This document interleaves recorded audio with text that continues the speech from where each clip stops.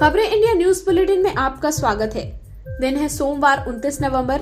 सभी श्रोताओं को प्रियांशी का नमस्कार। इससे पहले कि हम खबरों की शुरुआत करें, आइए जान लेते हैं आज के मुख्य समाचार। भारत के लिए बड़ा आफत बना कोरोना का नया वेरिएंट ओमिक्रॉन। 23 दिसंबर तक चलेगा संसद सत्र। सरकार के एजेंडा कृषि कानून समेत 26 बिल। विपक्ष की क्या है तैयारी। प्रयागराज हत्याकांड में पुलिस का दावा, एक तरफा प्यार के चलते किया गया था पूरे परिवार का खून। डेल्टा वेरिएंट से अधिक शक्तिशाली ओमिक्रॉन वेरिएंट, इनके लक्षण को ना करें नजरअंदाज। आईपीएल के आगामी सीजन के लिए होगी मेगा नीलामी। इस नीलामी में अपना नाम दर्ज कराएंगे श्रीशांत। खराब फॉर्म से जूझ रहे पुजारा और रहाणे, बैटिंग कोच विक्रम राठौर ने किया बचाव। न्यूजीलैंड की सांसद ने दिया बच्चे को जन्म, लेबर पेन में साइकिल चलाकर पहुंची अस्पताल। शेयर बाजार में भारी गिरावट, नए कारोबार में 725 अंक टूटा सेंसेक्स। यात्रियों को मिली बड़ी राहत। भोपाल मंडल की कुछ ट्रेनों में यात्री अब अनारक्षित टिकट यानी जनरल टिकट लेकर पहले जैसे कर सकेंगे यात्रा। खबरें इंडिया न्यूज बुलेटिन के डिजिटल कार्यक्रम में आपका स्वागत है। अब हम आज की कुछ महत्वपूर्ण खबरों को विस्तार से जानेंगे। कोरोना वायरस का ओमिक्रॉन वेरिएंट रविवार तक विश्व के कई देशों में फैल गया। नीदरलैंड और ऑस्ट्रेलिया में नए मामले पाए गए हैं। इन सब के चलते कई देशों में प्रतिबंध लगने भी आरंभ हो गए हैं। भारत सरकार ने भी रविवार को कहा कि वह अंतर्राष्ट्रीय उड़ानों को शुरू किए जाने की समीक्षा करेगी। शनिवार को सरकार ने उन देशों की सूची जारी की जहां से आने वाले यात्रियों में ओमिक्रॉन का रिस्क अधिक है। इसमें दक्षिण अफ्रीका, चीन, Botswana, UK, Brazil, Israel, Bangladesh, Mauritius, New Zealand, Zimbabwe, Singapore और हांगकांग शामिल हैं। केंद्र ने राज्य और केंद्र शासित प्रदेशों की सरकारों को कोविड-19 की टेस्टिंग बढ़ाने, स्वास्थ्य सेवा के बुनियादी ढांचे और जीनोम सीक्वेंसिंग को बढ़ाने का भी निर्देश दिया। गृह मंत्रालय ने कहा कि कोरोना वायरस के ओमिक्रॉन वेरिएंट के ग्लोबल सिनेरियो की समीक्षा करने के बाद ही केंद्र राष्ट्रीय यात्री उड़ानों को फिर से शुरू करने की प्रभावी तारीख पर निर्णय लेगा। बता दें कि शुक्रवार को सरकार ने 15 दिसंबर से वाणिज्यिक अंतर्राष्ट्रीय उड़ानें फिर से शुरू करने का फैसला किया था।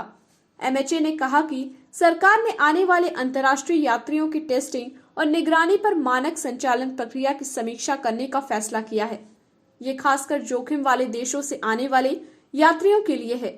एमएचए ने आगे कहा कि हवाई अड्डा स्वास्थ्य अधिकारियों और बंदरगाह स्वास्थ्य अधिकारियों को टेस्टिंग प्रोटोकॉल के लिए संवेदनशील बनाया जाएगा। कृषि कानूनों की वापसी का बिल आने के बाद भी संसद में आज हंगामा होने के आसार हैं, क्योंकि विपक्ष एमएसपी पर कानून बनाने की मांग कर सकता है। किसान एमएसपी पर कानून बनाने की मांग पर अड़े हैं और इस मुद्दे पर विपक्ष सरकार को घेरने की तैयारी में है। संसद का यह सत्र आज से शुरू हो रहा है, जो 23 दिसंबर तक चलेगा। करीब महीने भर तक चलने वाले शीतकालीन सत्र में सरकार 26 बिल पेश करेगी। लोकसभा अध्यक्ष ओम बिरला ने ट्वीट कर सभी दलों से सहयोग करने की अपील की। हम आपको बता दें कि शीतकालीन सत्र में पेश होने वाले प्रमुख बिल कौन से हैं। कृषि कानूनों की वापसी के अलावा सरकार क्रिप्टो करेंसी पर रेगुलेशन को लेकर बिल भी पेश करेगी। ये बिल कुछ प्राइवेट क्रिप्टो करेंसी को बैन करने और आरबीआई की डिजिटल करेंसी को अलाउ करने की इजाजत देगा। इसके अलावा पर्सनल डेटा प्रोटेक्शन बिल 2019 पर ज्वाइंट कमेटी की रिपोर्ट को भी लोकसभा और राज्यसभा में पेश किया जाएगा। इस सत्र में संशोधित narcotics, drugs and psychotic substance bill को भी पेश होगा। साथ ही सेंट्रल विजिलेंस कमीशन बिल और Delhi special police establishment bill को भी पेश किया जाएगा। Central vigilance commission bill CBI और सीवीसी के डायरेक्टर्स का कार्यकाल बढ़ाने की इजाजत देगा। इसके अलावा उत्तर प्रदेश में एससी और एसटी लिस्ट में संशोधन करने की इजाजत देने वाला संविधान संशोधन बिल भी पेश हो सकता है। इसी तरह का एक और बिल भी पेश होगा जो त्रिपुरा में एससी एसटी की लिस्ट में संशोधन करने की अनुमति देगा। यूपी के प्रयागराज के फाफामऊ इलाके में 4 लोगों की सामूहिक हत्या के मामले में पुलिस ने एक और आरोपी को गिरफ्तार किया है। आरोपी से पूछताछ के बाद पुलिस ने खुलासा किया है कि गिरफ्तार आरोपी पवन सरोज हत्या में शामिल था। पवन लड़की को परेशान कर रहा था, साथ ही मृतका के मोबाइल पर मैसेज भेज रहा था, जबकि लड़की उसे मना कर रही थी। एक तरफा प्यार के चलते ही आरोपी ने लड़की समेत परिवार के 4 लोगों की बेरहमी से हत्या कर दी। इस मामले में पुलिस ने 8 आरोपियों को हिरासत में लिया था। 2 पुलिसकर्मी भी सस्पेंड कर दिए गए हैं।